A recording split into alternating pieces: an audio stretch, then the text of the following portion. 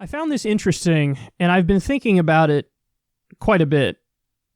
Look at this. Long Facebook post from Marianne Williamson on New Agers she sees completely taken in by right-wing authoritarian Trump QAnon phenomenon.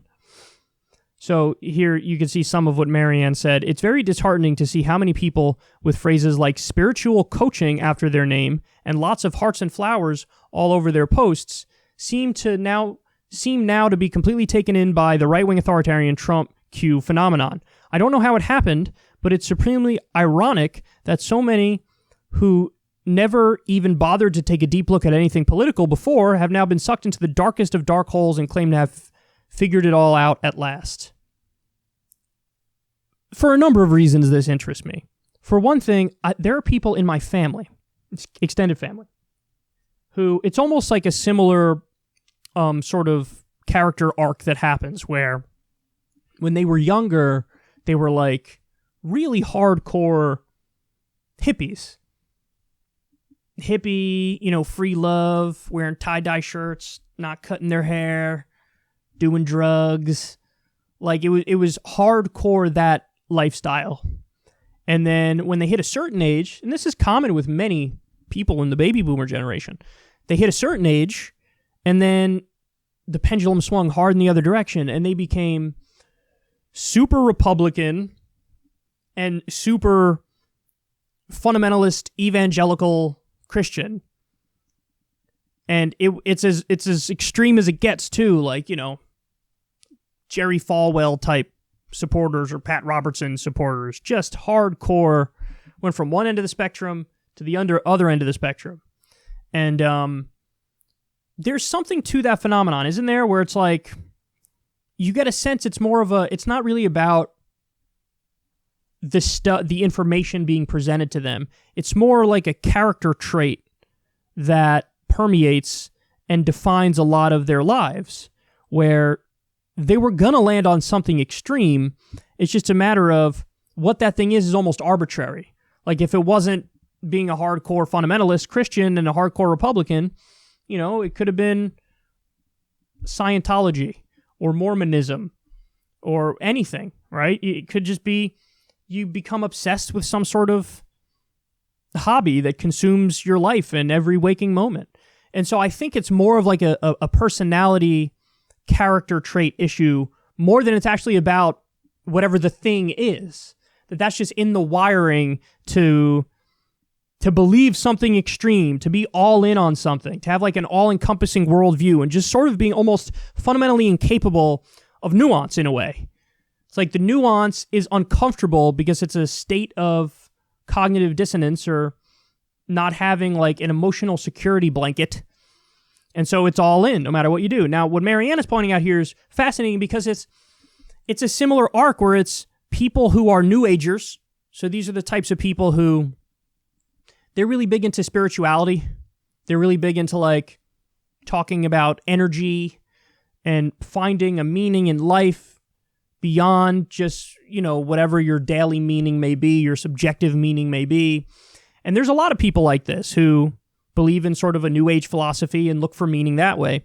And I gotta be honest, man, I'm not that surprised that people would go from that sort of extreme to like finding meaning in this QAnon thing.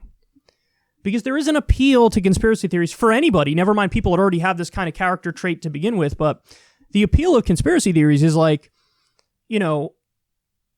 I figured it out. I figured out the truth. I have this knowledge that a lot of other people don't have. And so that makes me more interesting than them, better than them in a certain way, more knowledgeable than them. And so like, it's almost this thing where we're part of a clique, and this clique has meaning and brings meaning to all of us because we're the people who figured it out. We're the people who have the truth. It's almost like you look down on everybody else like, look at these clowns. They don't even know the truth. And so, yeah, the same people who are inclined to that new age spirituality type stuff and using that to almost fill a void internally, they found this new thing to fill that void. And it makes them feel like, listen, a lot of it comes back to, there's parts of it that are true, and so then there's just this big extrapolation from that all of it must be true. So in other words, like we know Jeffrey Epstein is real. We know that there are rich, famous, elite pedophiles. That exists. That's a thing.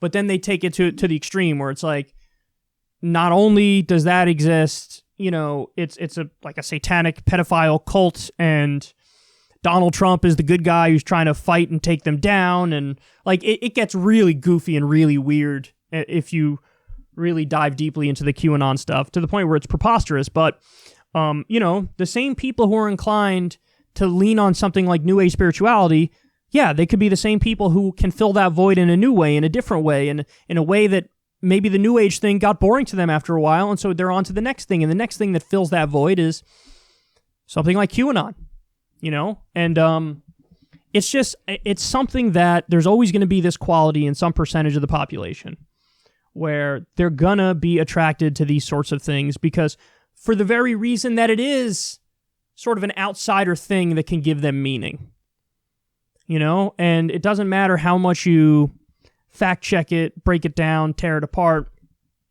A very large percentage of them are in it more for psychological and emotional reasons over, empirical, factual data reasons. And so they're not going to deconvert. Some of them will. But I think most of them, this is a trend that is real, and they're not going anywhere. And it's interesting that Marianne really, caught on to this, that there's a certain personality type, certain kind of person who, in the same way that they're attracted to New Age spirituality to sort of fill a void, conspiracy theories or QAnon, that could fill a void as well. So the New Age spirituality thing is relatively benign as far as meaning goes. Some of it I think is goofy and silly, but it's relatively benign in that it doesn't have real world harm. The QAnon thing, starting to border on politically cultish and has negative real world consequences, and the stuff they claim gets so insane that it's out of this world.